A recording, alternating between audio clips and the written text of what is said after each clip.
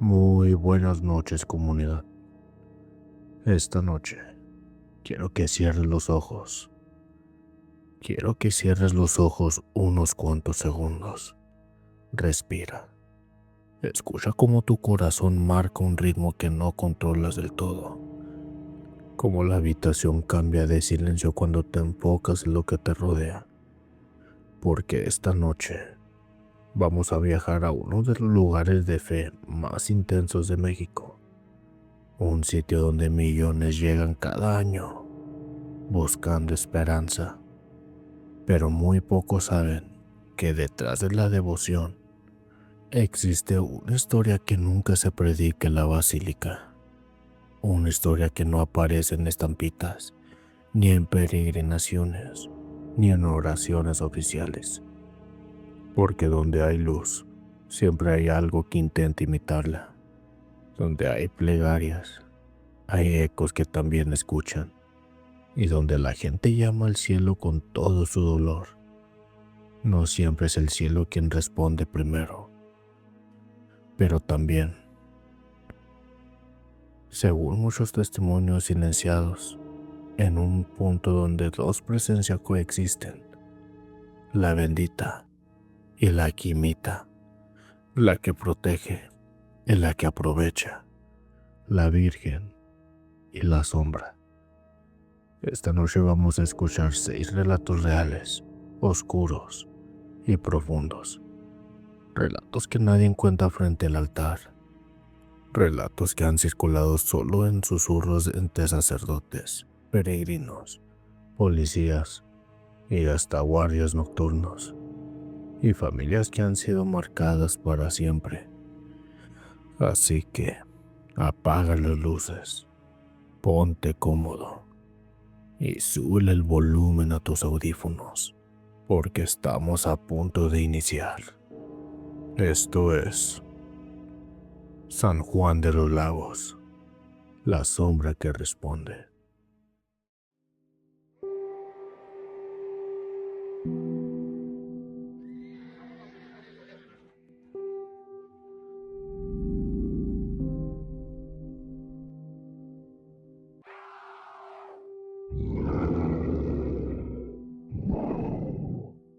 Estás escuchando ecos de lo oculto.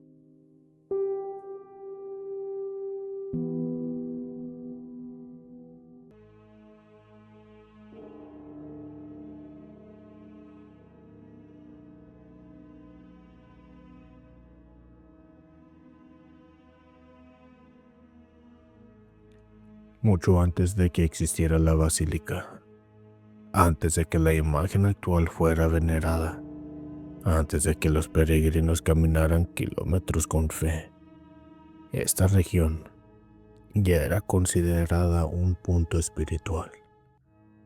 Los pueblos originarios decían que el valle donde hoy se levanta el santuario era un lugar de cruce, un sitio donde lo divino podía tocar la tierra, pero también un sitio donde lo que imitaba lo divino podía manifestarse. A este fenómeno le llamaban la sombra del agua.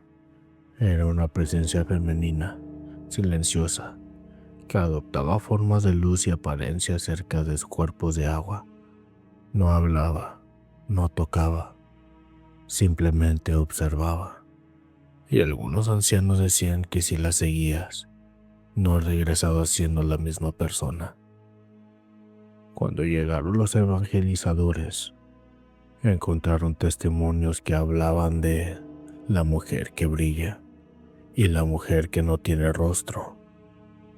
Para algunos sacerdotes, la aparición indígena fue vista como una anticipación de la devoción mariana. Para otros, fue una advertencia, porque los registros antiguos, aquellos que no aparecen en museos, se habla de un problema constante.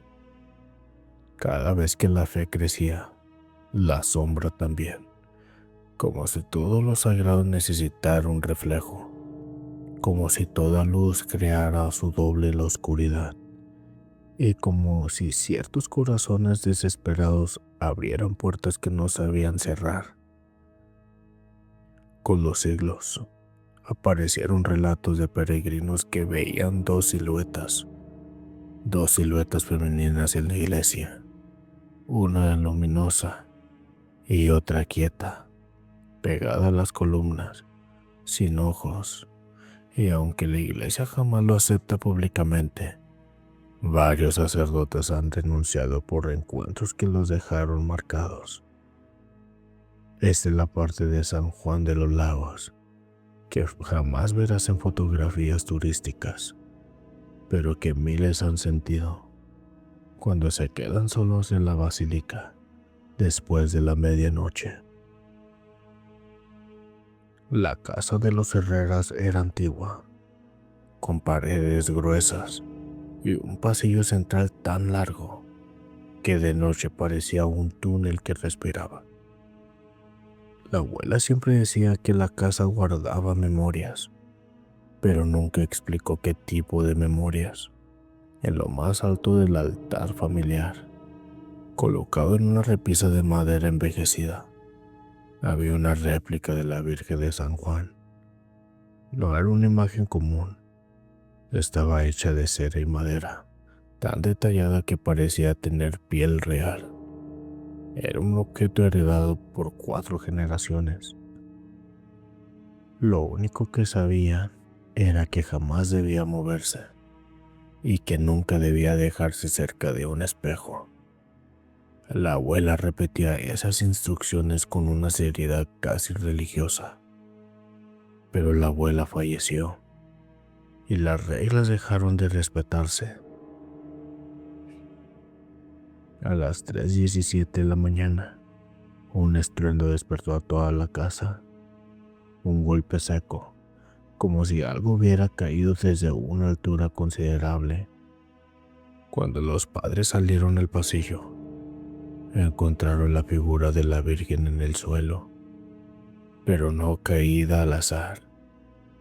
Estaba girada como si hubiera aterrizado sobre sus rodillas, con el rostro apuntando directamente hacia la puerta de la niña Sofía.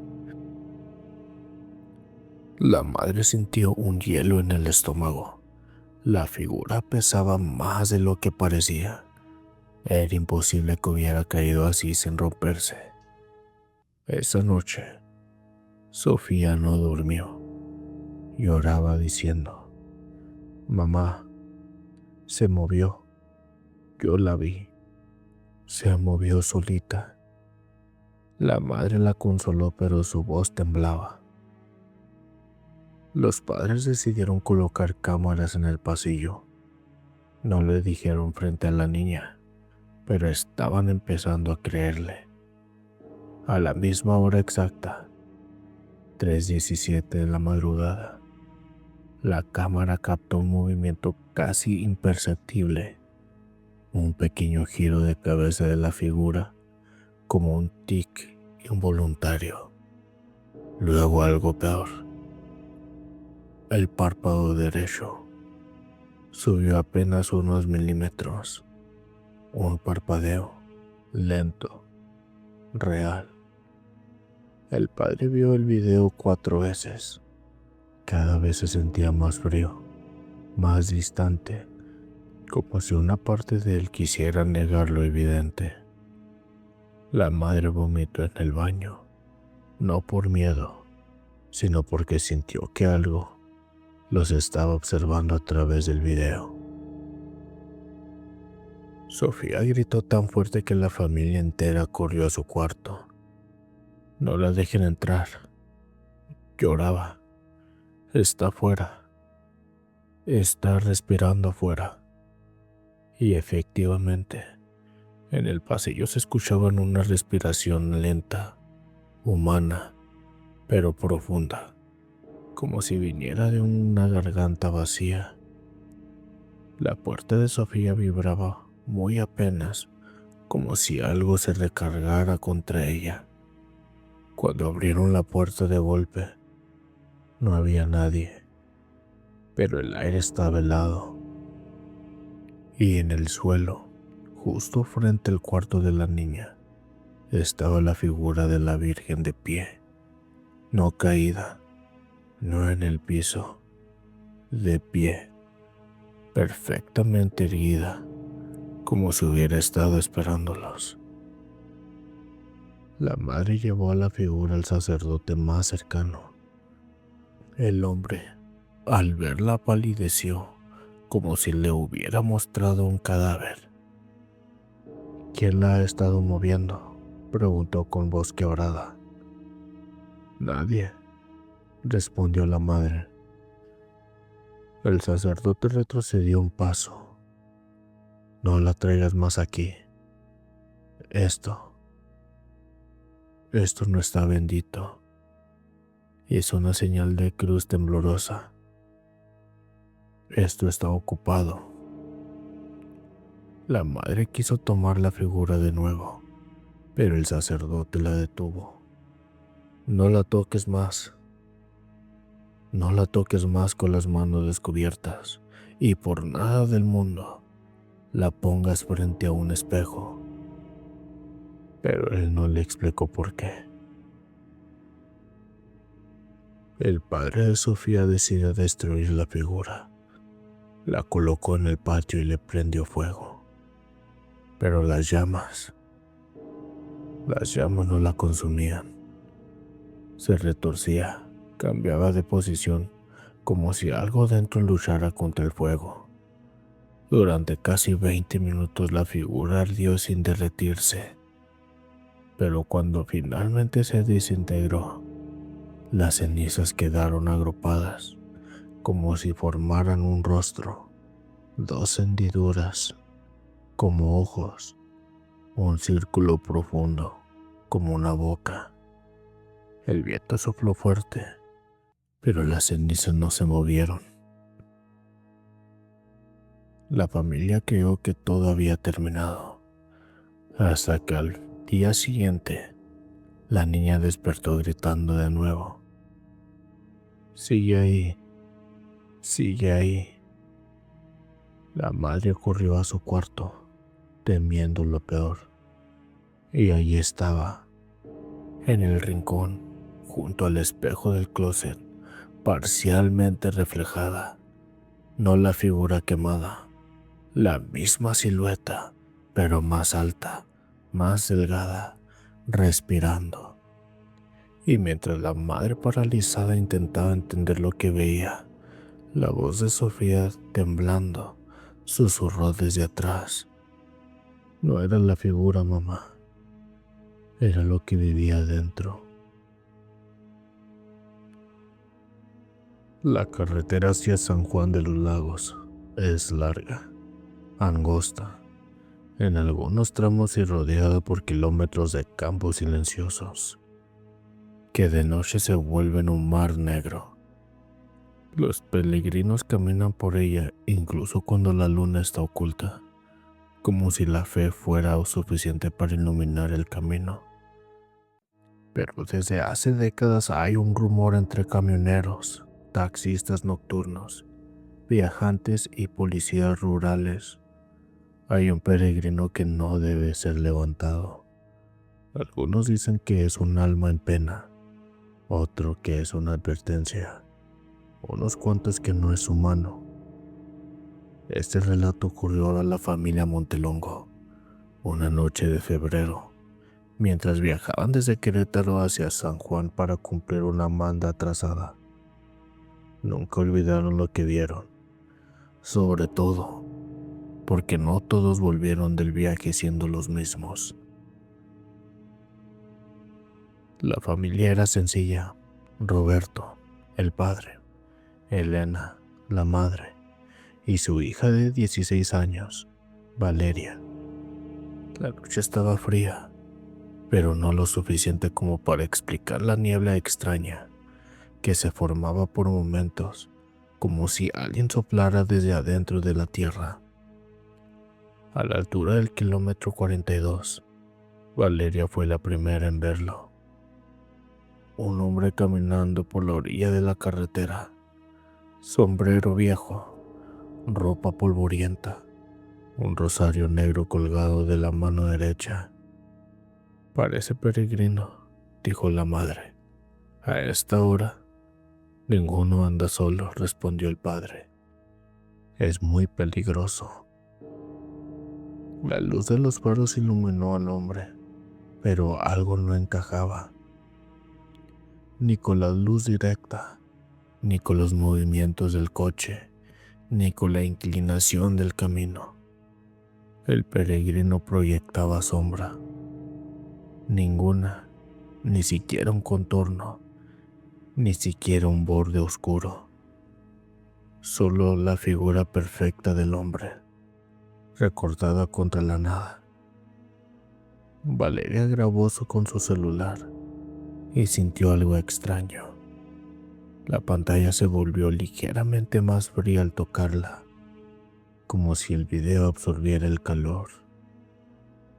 Cuando lo rebasaron, Elena observó por el retrovisor. «No está caminando», susurró confundida.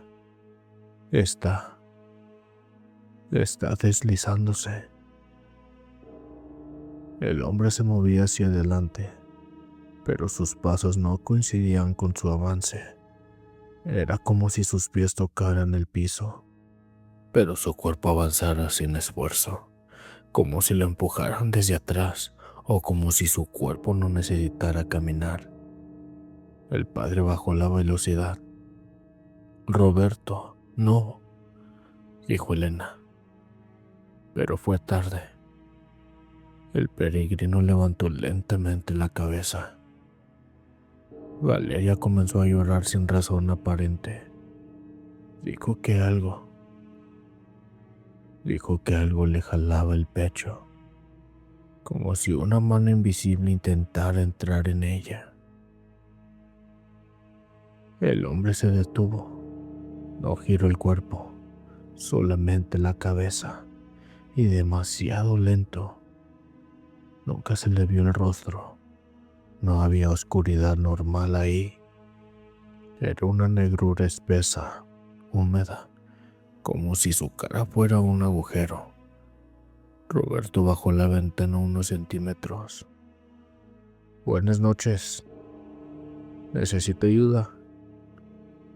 El peregrino levantó el rosario, pero no colgaba.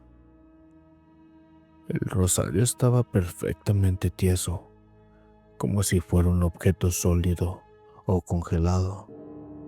Y entonces habló. La voz no salió de su boca. Sonó como si lo dijera desde debajo de la tierra. «No lleguen esta noche. Lo que está adentro no es ella». La camioneta se apagó sola. Las luces murieron. El aire se volvió tan frío que parecía nieve invisible. El peregrino dio un paso hacia el vehículo, pero su pie no tocó el suelo. Quedó suspendido a unos milímetros. «Roberto, arranca», gritó Elena. El motor encendió sin que el padre girara la llave. La camioneta avanzó bruscamente como si algo la empujara. Valeria gritó: «No le den la espalda, no le den la espalda». 3 kilómetros adelante, cuando por fin sintieron que podían respirar, Roberto frenó. ¿Qué demonios fue eso? El silencio duró unos segundos. Luego escucharon un golpecito suave.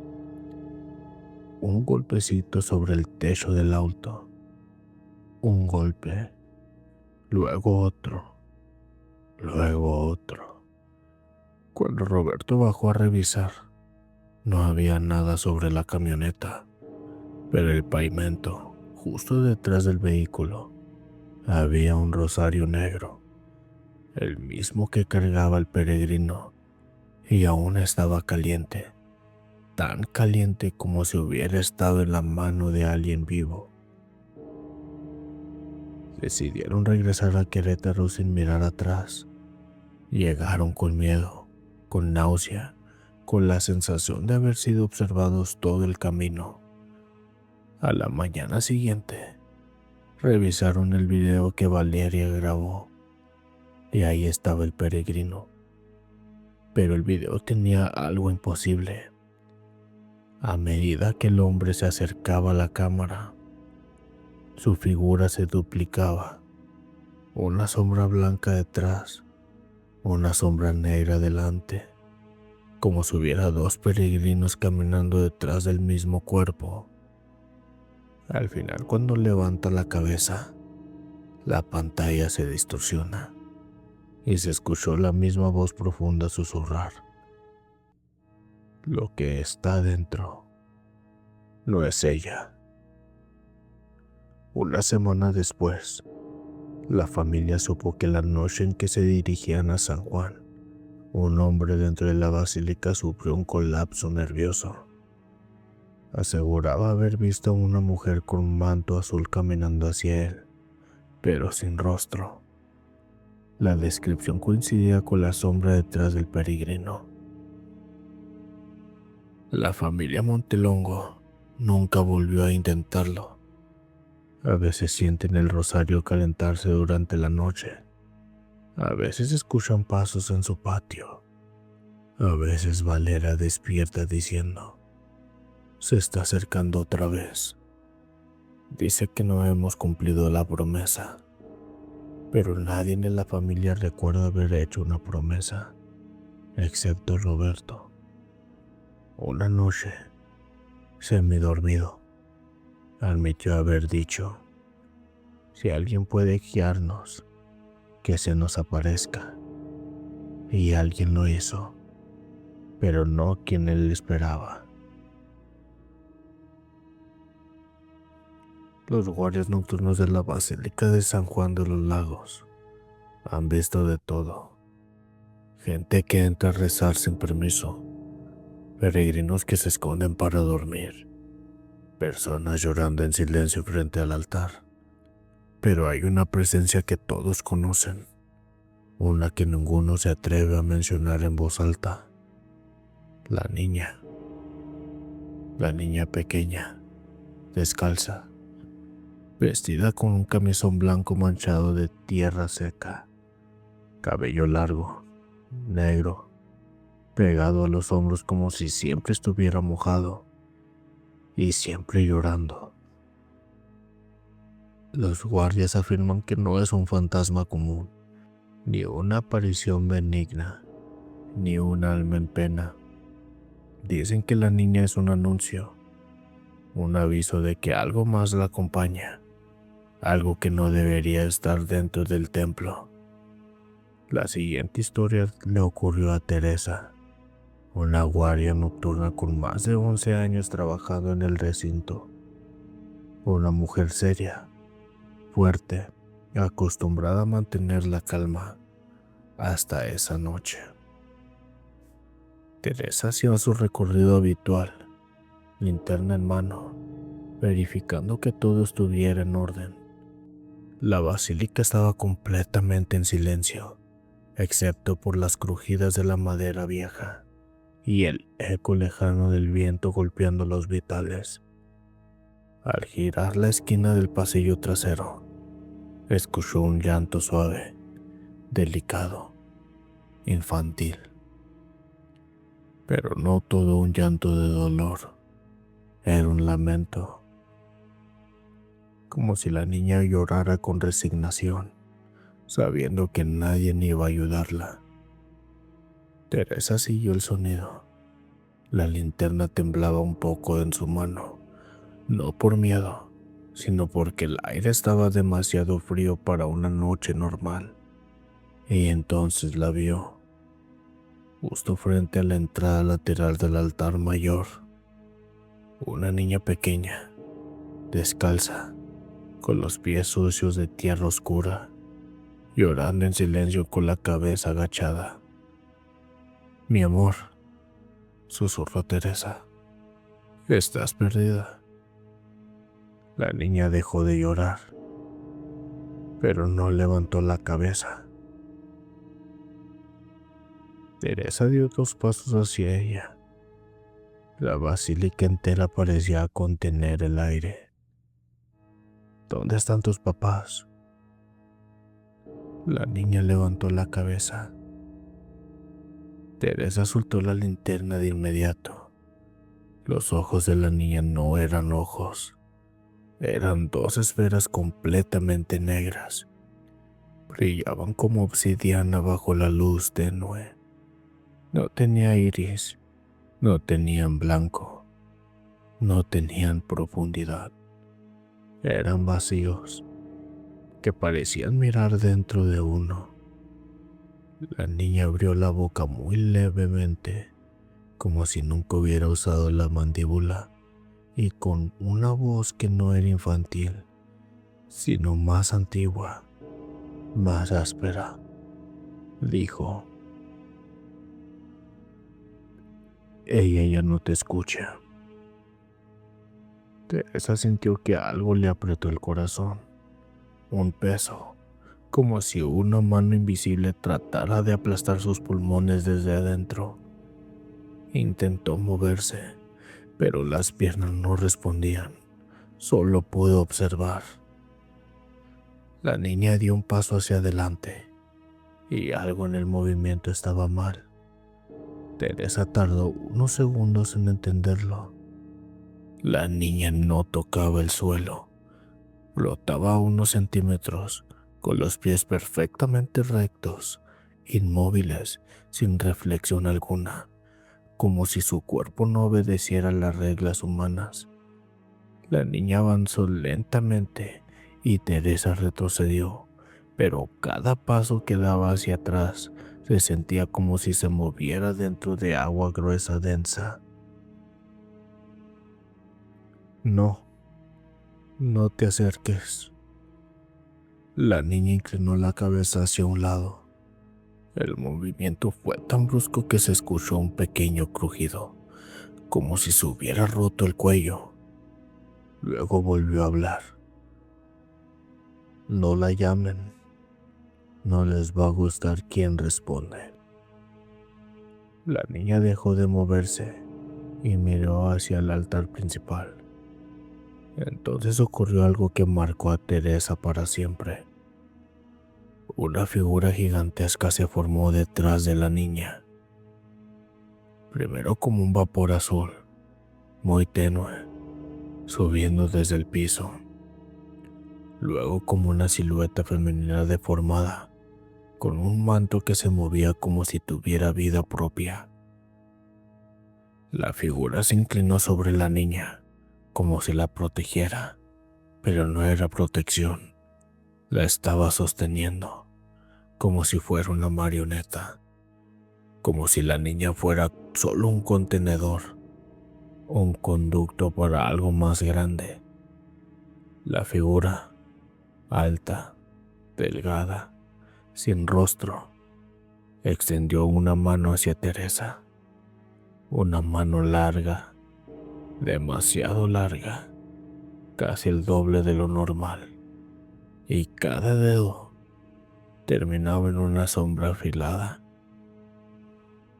Teresa no recuerda cómo corrió, solo recuerda que sus piernas se movieron sin orden de su cerebro, y que el cuerpo reaccionó antes que su mente. Corrió hacia la salida lateral, resbalando en el piso mientras el eco de pasos que no eran humanos la perseguían. Llegó a la puerta, la empujó, no abrió. El llanto de la niña comenzó de nuevo, pero ahora estaba mucho más cerca, justo detrás de ella. Teresa golpeó la puerta desesperada, suplicó. La manija giró sola. La puerta se abrió de golpe y Teresa cayó afuera. Las luces de la calle parecían demasiado brillantes, demasiado reales.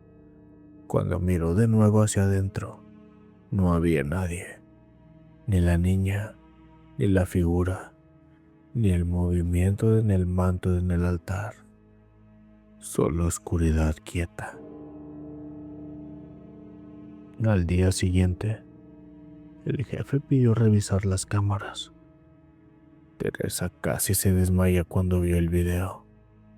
En las grabaciones, la niña parecía ser un simple bulto oscuro, una sombra pequeña que flotaba.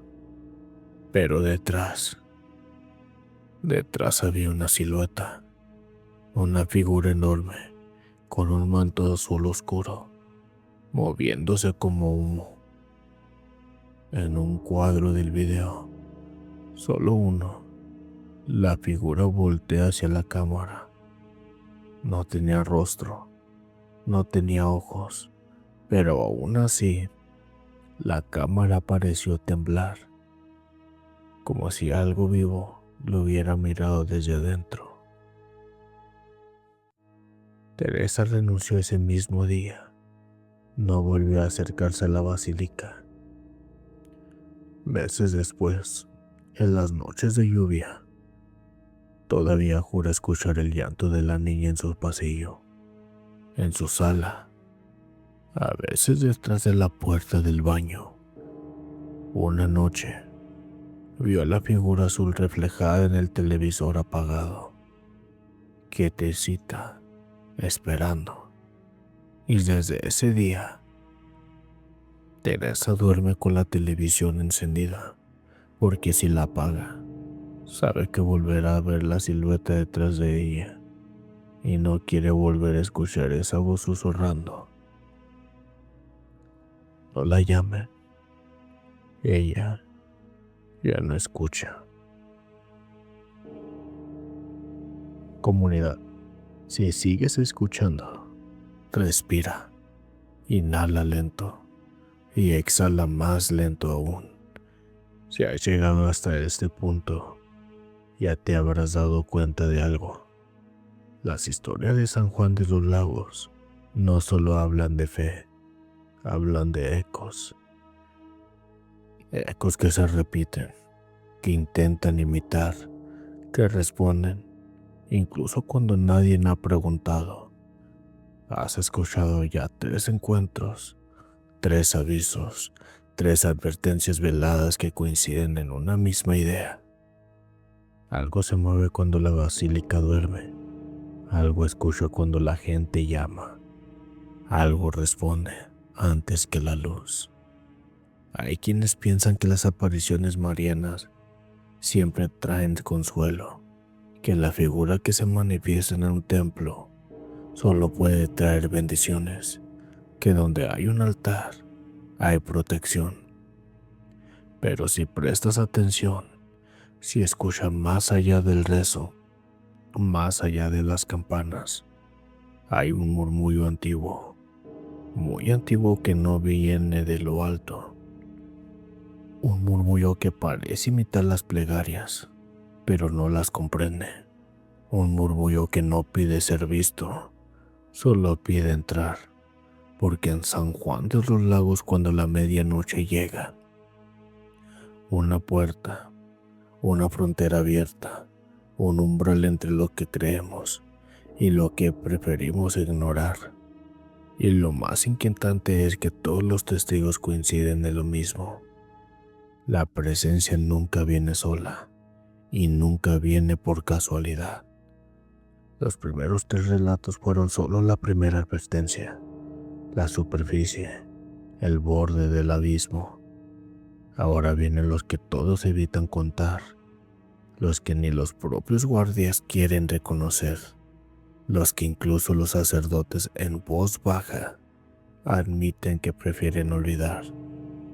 Los próximos 3 relatos exploran la raíz de la oscuridad, el milagro que no debería haber ocurrido, el manto que se movía por cuenta propia, como si alguien respirara detrás de él, la aparición de la escalera norte, la más antigua, la más temida, la más reveladora.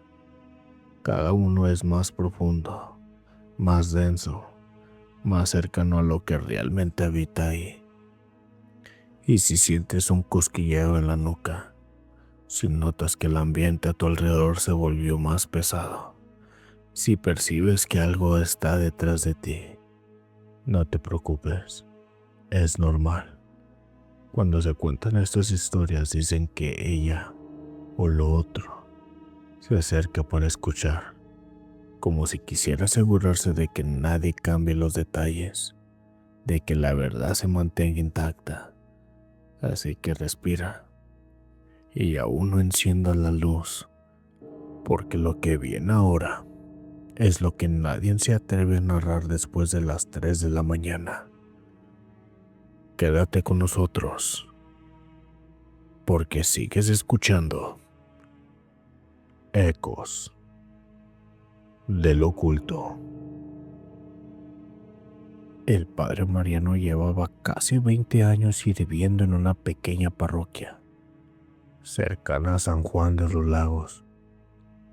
A diferencia de otros sacerdotes, nunca hablaba con falsa seguridad, ni repetía respuestas mecánicas. Era un hombre humilde, pero cargaba algo detrás de los ojos, algo que había visto y que lo acompañaba en silencio. La fe puede sanar, pero el miedo también abre puertas. Y aunque muchos no entendían esa frase, una noche, una sola noche, la frase cobró sentido. Esa madrugada, alguien tocó la puerta de la casa parroquial, con golpes tan fuertes que parecían puñetazos. Cuando el padre abrió, encontró a una mujer temblando, descalza, con un crucifijo quebrado en la mano. Padre, por favor, mi hijo no despierta. Ella está en su cuarto. Ella está ahí. Mariano no hizo preguntas. Tomó agua bendita, un pequeño rosario, su estola y la siguió. La casa quedaba a 3 calles, pero el camino se sintió eterno. El cielo estaba demasiado oscuro, más de lo normal, como si las estrellas se hubieran apagado para no mirar lo que estaba por ocurrir. Cuando llegaron, la mujer abrió la puerta sin cuidado alguno. La casa estaba fría, no fría de clima, fría como una morgue, fría como un sótano donde nunca entra la luz. Y ahí, en la habitación del niño, comenzó todo. El pequeño Mateo, de apenas 8 años, estaba sentado en la cama, con los ojos muy abiertos, pero sin expresión, como si su cuerpo estuviera ahí, pero su mente no. Tenía marcas en los brazos, como si alguien lo hubiera sujetado con dedos helados. Mi amor, dijo la madre. Ya traje al padre, ya traje ayuda. El niño desvió lentamente la mirada hacia una esquina oscura del cuarto, una esquina donde no había nada, pero donde todos sintieron algo. El sacerdote se acercó con calma, tratando de mantener la respiración regular. Mateo, ¿quién estuvo aquí contigo? El niño tardó en responder. Muy lentamente movió los labios. La señora azul, susurró sin emoción. La que te ve, aunque no la veas. El corazón del sacerdote se hundió. Sabía quién era. El sacerdote sabía quién era la señora azul. O mejor dicho, sabía quién no era. La luz de la habitación vibró brevemente. El olor a humedad se volvió metálico, como sangre vieja, y la sombra en la esquina pareció moverse. El niño levantó la mano señalando tembloroso. De la oscuridad, lentamente, emergió una silueta femenina. Primero el borde del manto azul, un azul profundo, intenso, casi luminoso, pero no un brillo santo. Era un brillo húmedo, incómodo, como carne mojada bajo un vidrio. Luego, el contorno de un rostro inclinado hacia el niño, pero sin rasgos definidos. Era como si su cara estuviera hecha de humo frío. La figura se acercó más y entonces sonrió. Una sonrisa ancha, demasiado ancha, casi hasta las mejillas, como una boca que no parecía humana. La madre gritó, el niño cerró los ojos y el padre sintió un temblor físico en el pecho. No era miedo, era reconocimiento. Había visto esa misma sonrisa en sueños y en un caso viejo del que nunca quiso hablar. El padre levantó la estola. En el nombre del Padre, del Hijo y del Espíritu. La luz parpadeó. La voz se le quebró. La figura dejó de sonreír y lentamente inclinó la cabeza hacia él, como si dijera sin hablar, no invoques lo que no te escucha. Y en ese instante, la temperatura bajó tanto que el rosario se le congeló entre los dedos. Mateo comenzó a convulsionar. El padre gritó, «Fuera, fuera de este lugar, espíritu engañador». La sonrisa volvió, más amplia, más tensa, más deformada. La figura se desvaneció como humo siendo aspirado por el piso, y con ella, el dolor del niño desapareció. La convulsión terminó, la respiración volvió, pero algo dentro del cuarto seguía ahí. A las 6:12 de la mañana, el niño abrió los ojos, respiró normal, caminó, sonrió, como si nunca hubiera estado enfermo. Los médicos lo llamaron milagro. El sacerdote no dijo nada. La madre lloró de alegría. Pero Mateo no volvió a hablar. Nunca, ni una sola palabra. No parecía tener miedo, sino solo vacío, como si algo hubiera salido de él o algo hubiera entrado. La madre encontró una hoja doblada debajo de la almohada del niño. La letra era torpe, infantil, pero precisa. Decía, la señora azul no era la Virgen. La Virgen estaba afuera llorando. La que entró no era ella. El padre Mariano leyó el papel y renunció 2 semanas después. Nunca volvió a oficiar misa. Algunos dicen que aún viven cerca de Guadalajara, pero que tienen miedo de los espejos, que se tapa los ojos cuando ve un manto azul y que en noches de frío extremo todavía se escucha a una voz femenina susurrar detrás de él. Aún no terminamos, padre. El sacristán Ignacio tenía 26 años cuando comenzó a trabajar en la Basílica de San Juan de los Lagos. No era particularmente devoto ni supersticioso, pero respetaba el lugar. Sabía que había cosas que no se explican y cosas que es mejor no preguntar. Lo que nunca imaginó era que terminaría enfrentándose a algo que cambiaría su vida para siempre. Y que una simple tela, un manto, podía esconder algo más vivo de lo que parecía. Esa noche, Ignacio hacía turno doble.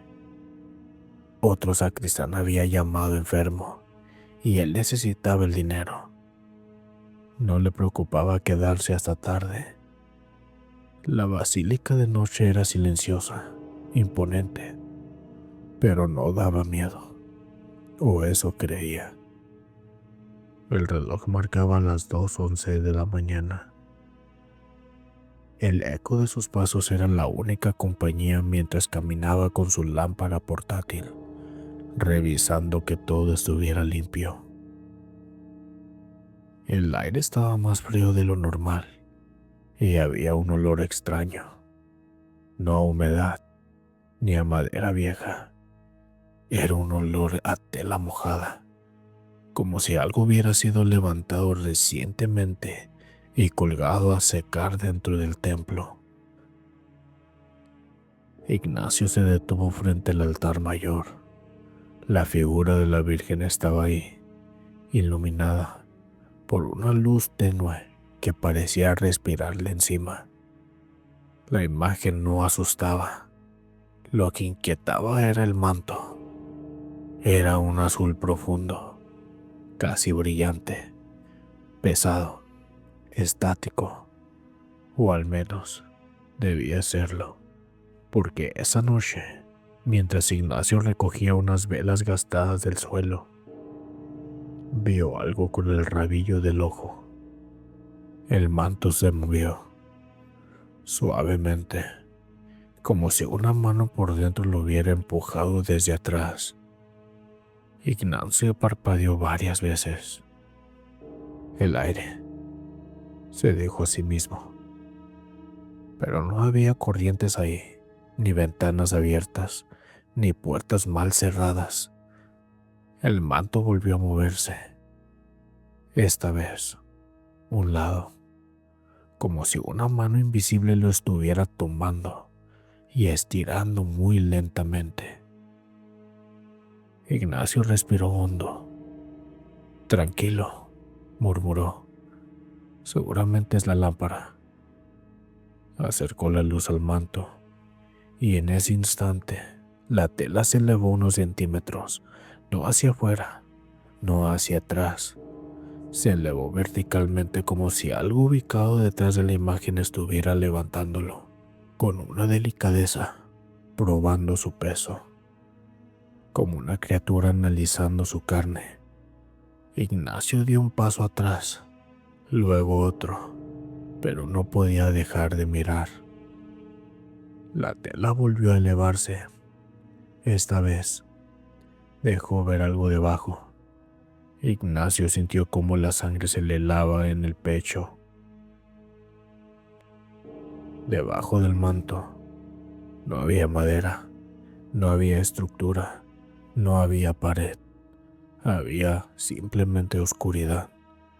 Una oscuridad densa, profunda, casi líquida, como si el manto cubriera un agujero hecho de nada. Y desde esa oscuridad surgieron dos sombras delgadas, largas, retorcidas. No eran manos humanas, pero tenían dedos, y esos dedos se enroscaban y se desenroscaban como insectos probando el aire.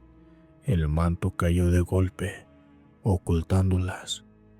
Ignacio dejó caer la lámpara. Sonó estruendosamente contra la losa.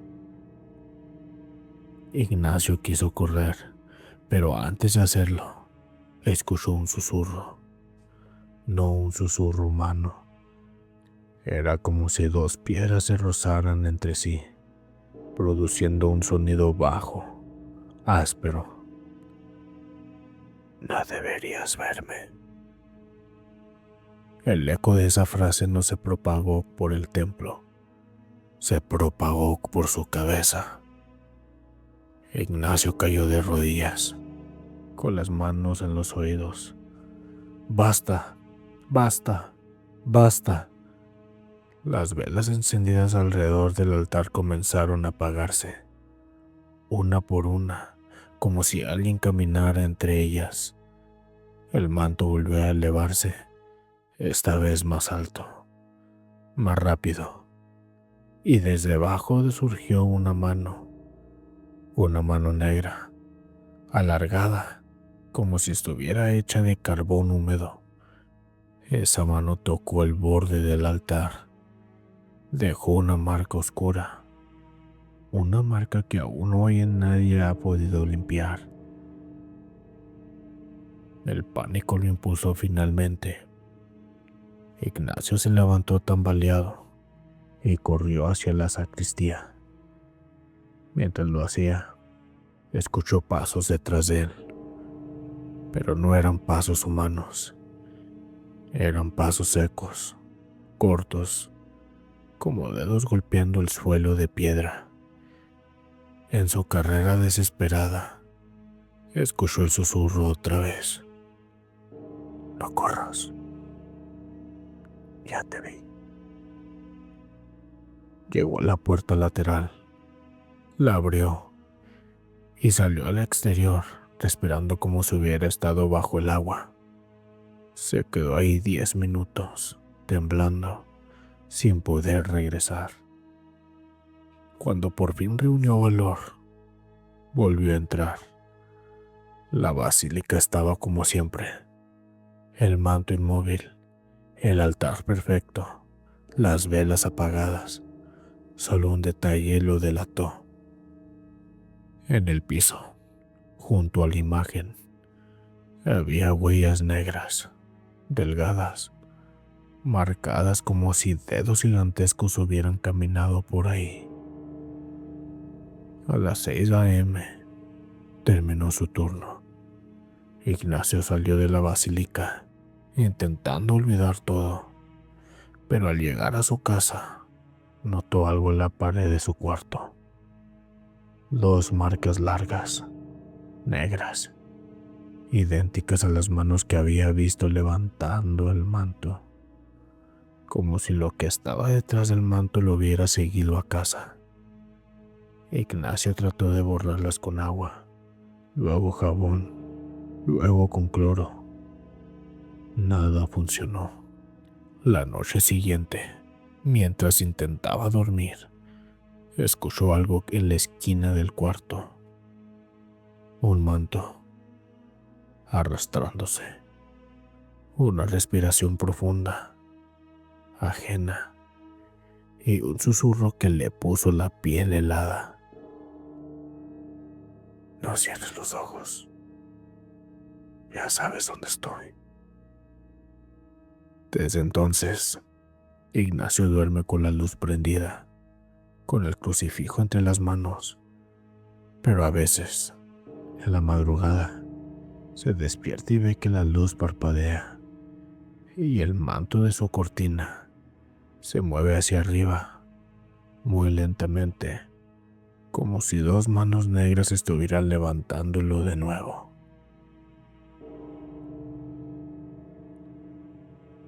La Basílica de San Juan de los Lagos tiene varias entradas, pero solo una ha acumulado más testimonios, más incidentes y más vigilas nocturnas que todas las demás juntas. La escalera norte, una estructura antigua, construida antes de la ampliación moderna. Piedra desgastada, barandal de hierro frío, escalones irregulares y un eco extraño que no debería existir en un espacio abierto. A simple vista, la escalera no tiene nada de especial, pero los guardias la llaman el sitio donde ella baja, y no se refieren a la Virgen. Este relato lo ocurrió a Roberto Soria, un peregrino que caminó solo desde León para cumplir una manda.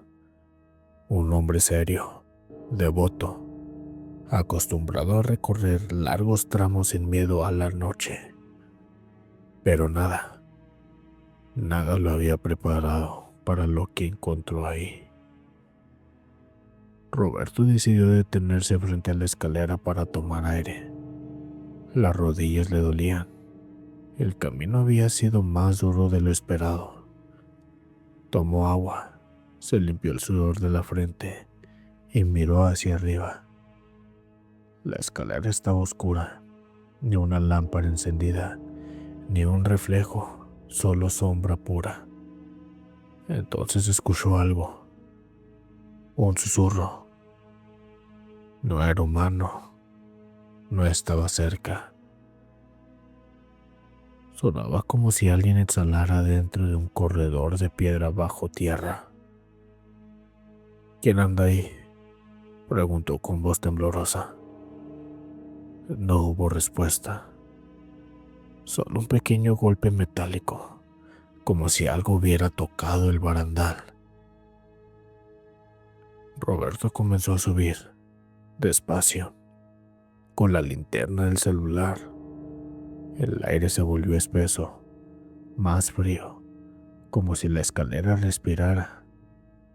Era un silencio raro, demasiado presente, demasiado consciente. Cuando llegó al tercer escalón, escuchó algo detrás de él. Un paso, pero no un humano.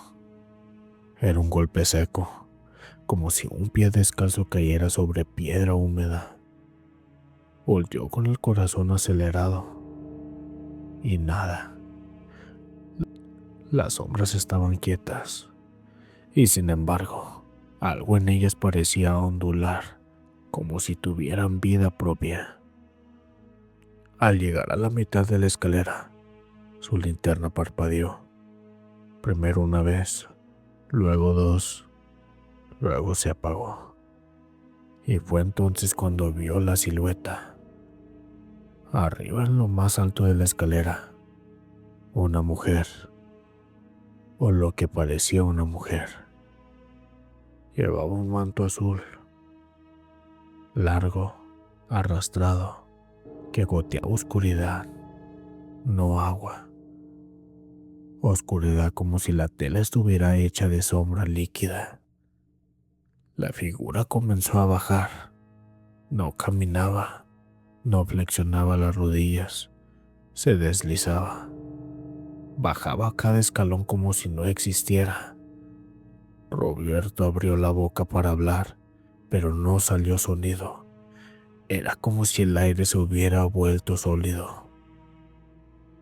Cuando la figura bajó al cuarto escalón, Roberto vio su rostro, o más bien, la ausencia de él.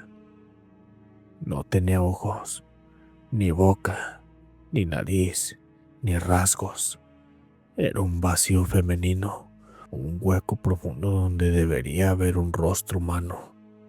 Un hueco que parecía absorber luz, un hueco que parecía querer absorberlo a él. Roberto quiso mirar hacia otro lado. No pudo. Algo lo obligaba a mantener la vista fija. La figura se acercaba, lenta, paciencia infinita, como si supiera que él no podía escapar. La mujer levantó la mano. El movimiento fue perfecto, demasiado perfecto, demasiado mecánico, como si imitara un gesto que no comprendía.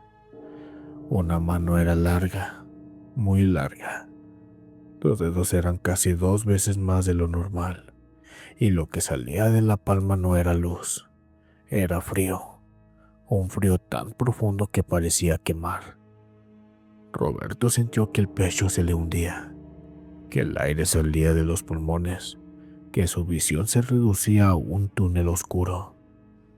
La figura hizo un gesto lento de bendición, pero algo en ese gesto estaba torcido, forzado, como si estuviera imitando rituales humanos sin entenderlos.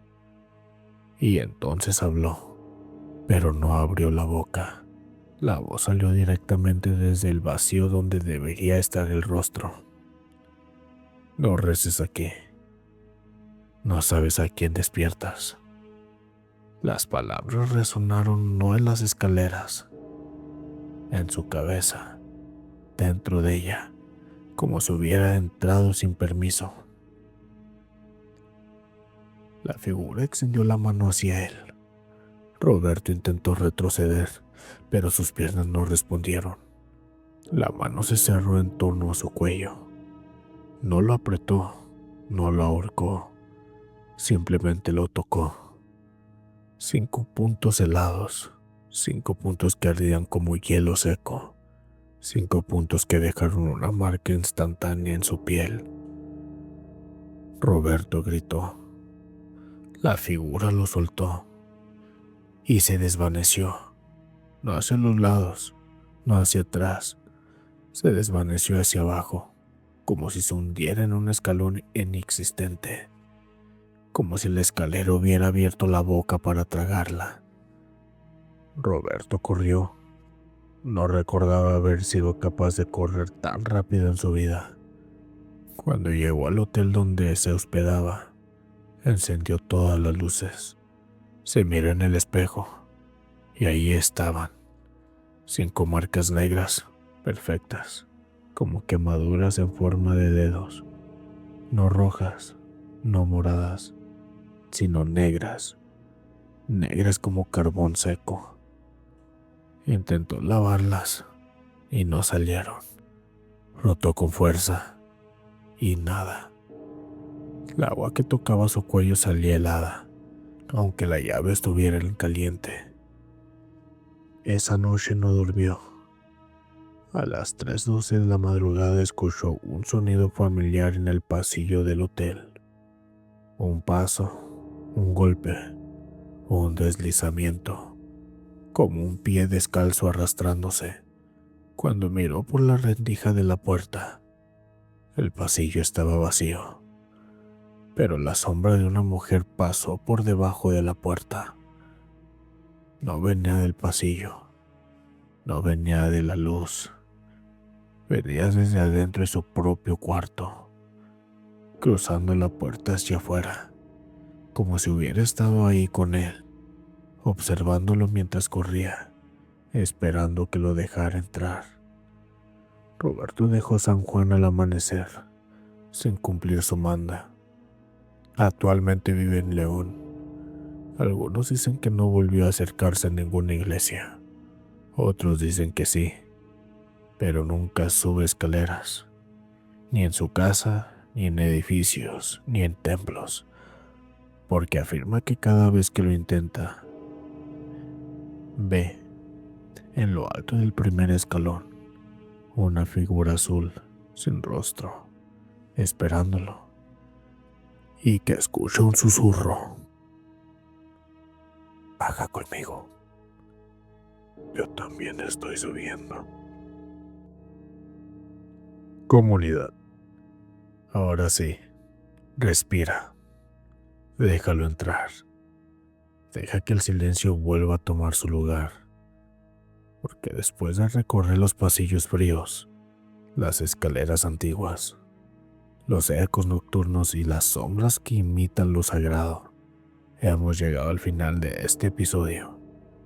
Un episodio que nos recordó que incluso en los lugares más llenos de fe, hay rincones donde la luz no alcanza, donde las plegarias se transforman en susurros retorcidos y donde las sombras también escuchan.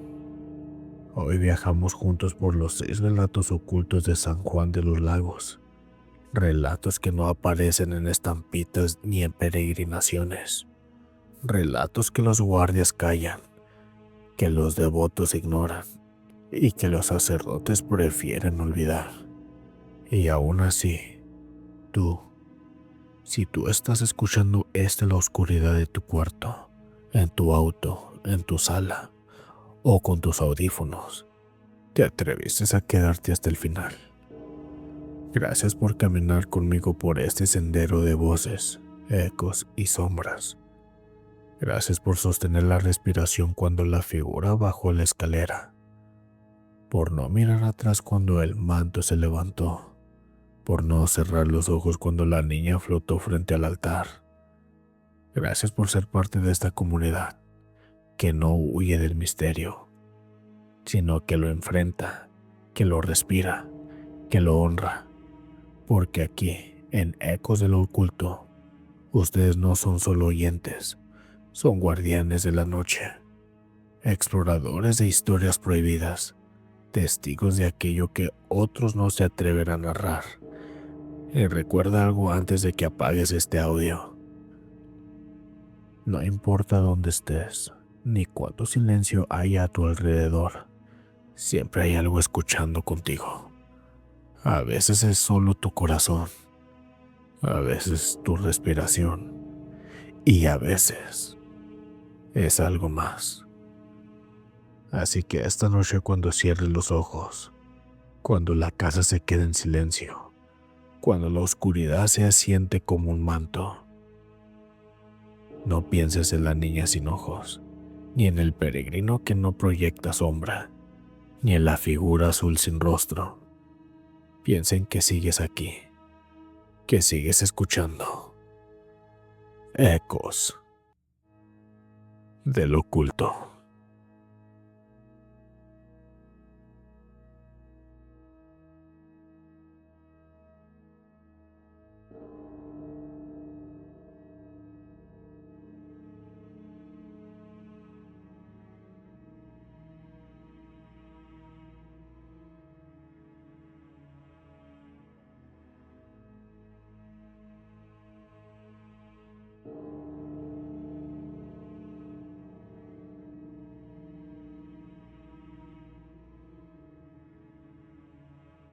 Comunidad, gracias por acompañarme en otro episodio de Ecos del Oculto, un podcast de gaming paranormal. Si deseas seguir explorando los misterios que acechan en la oscuridad, suscríbete y comparte para que estos episodios lleguen a más personas. Por lo pronto, se despide tu amigo Baba Yaga. Buenas noches.